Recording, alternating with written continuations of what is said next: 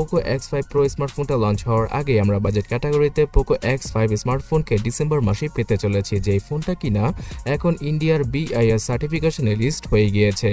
আর এই ফোনটার সবচেয়ে আকর্ষণীয় দিক হচ্ছে গিয়ে এর ডিসপ্লে। 6.67 ইঞ্চির সুপার অ্যামোলেড প্যানেলের 120 হার্জের ডিসপ্লেকে এবার ইউজ করা হবে পোকো X5 স্মার্টফোনে।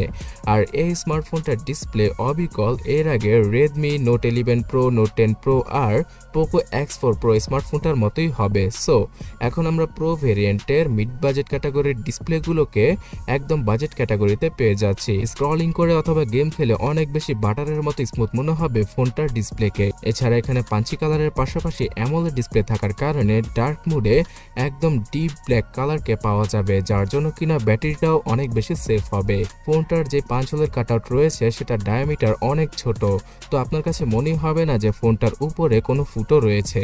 তো ফুটোর কথা যেহেতু বলছি, এই ফুটোর মধ্যে অথবা পাঁচ হোলের মধ্যে 13 মেগাপিক্সেলের ডিসেন্ট কোয়ালিটির ফুল এইচডি রেজলিউশনের সেলফি ক্যামেরাকে ইউজ করবে পোকো, যেটা দ্বারা ফুল এইচডি রেজলিউশনে ভিডিও করার পসিবল হবে। আর ফোনটার পেছনের সাইডে ডুয়াল ক্যামেরা সেটআপ থাকবে, তাও আবার 50 মেগাপিক্সেলের। যদিও কিনা কস্ট কাটিং করার জন্য অন্যান্য সকল ব্র্যান্ডের মতো এবার পোকো পেছনের দিকে শুধুমাত্র 50 মেগাপিক্সেলের ভালো সেন্সরটার পাশাপাশি একটা ফালতু 2 মেগাপিক্সেলের ম্যাক্রো লেন্সকে ইউজ করবে, যেটা কিনা নর্মাল লাইফে তেমন কোনো কাজেই আসবে না। সো এই 50 মেগাপিক্সেলের ক্যামেরাকে ইউজ করে মোটামুটি ডিসেন্ট কোয়ালিটির 12.5 মেগাপিক্সেলের ছবিগুলো ক্লিক করা পসিবল হবে। আর প্রো মোডের ফিচারের পাশাপাশি ব্লগ মোড, নাইট মোড সহ বেশ কিছু আমেজিং ক্যামেরা ফিচার পাওয়া যাবে ফোনটার ক্যামেরা অ্যাপে। তাছাড়া এই স্মার্টফোনটা স্ন্যাপড্রাগনের নতুন 4 Gen 1 চিপসেটের সাথেই আসবে, যেটা কিনা একটি 5G চিপসেট। আর এই চিপসেটটার জিপিইউ অনেকটাই Redmi Note 10 Pro স্মার্টফোনটার জিপিইউর মতোই। সো গেমিং এর ক্ষেত্রে আপনারা যে কোনো হাই গ্রাফিক্সের গেম তো খেলতে পারবেনই, তার পাশাপাশি এখানে মিডিয়াম গ্রাফিক্সের গেমগুলো সর্বোচ্চ সেটিংসে রেখে খেলা পসিবল হবে। পাবজির মতো গেম 40 FPS এ পানির মতো চলবে, ফ্রি ফায়ার আর অন্যান্য সকল গেমগুলো একদম হাই গ্রাফিক্সে রেখে প্লে করা পসিবল হবে। তাছাড়া কোনো ল্যাগ এবং হ্যাঙ্গার দেখা পাওয়া যাবে না, বিকজ এই ফোনটা 4GB, 6GB এবং 8GB এই তিনটা র্যাম ভেরিয়েন্টের সাথে লঞ্চ করা হবে, যেখানে কিনা ভার্চুয়ালভাবে 12 থেকে 16GB পর্যন্ত টোটাল ভার্চুয়াল মেমোরিকে ইউজ করা পসিবল হবে।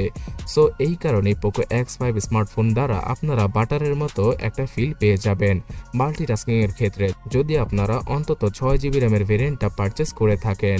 দুইটা সিমের পাশাপাশি একটা এসডি কার্ডকে আপনারা ইজিলি ইউজ করতে পারবেন। তাছাড়া out of the box latest Android 13 এর সফটওয়্যারের সাথেই, মানে অপারেটিং সিস্টেমের সাথেই আসবে পোকো X5 5G স্মার্টফোনটা। এছাড়া side mounted fingerprint scanner, software base face unlock সহ ব্লুটুথ, ওয়াইফাই, FM রেডিওর সাপোর্ট পাওয়া যাবে ফোনটার ভেতরে, কিন্তু ডুয়াল স্টেরিও স্পিকারকে পাওয়া পসিবল হবে না, শুধুমাত্র নিচের দিকে একটা সিঙ্গেল স্পিকারকে ইউজ করবে Xiaomi। তাছাড়া আমাকে হয়তো বলতে হবে না বাজেট ক্যাটাগরির এই ফোনটায় কত এমএচের ব্যাটারি আর কি ধরনের চার্জিং স্পিডকে ইউজ করা হবে।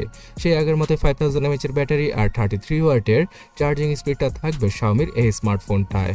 সো বন্ধুরা, পোকো X5 স্মার্টফোনটা মার্কেটটাকে কিল করার জন্যই আসবে, বিকজ এই ফোনটার ডিসপ্লে এবং চিপসেট মারাত্মক লেভেলের। আর আগামী ডিসেম্বর মাসে ইন্ডিয়ান মার্কেটে শুধুমাত্র 15 থেকে 17,000 রুপিতেই লঞ্চ করা হবে পোকো X5 5G স্মার্টফোনটা।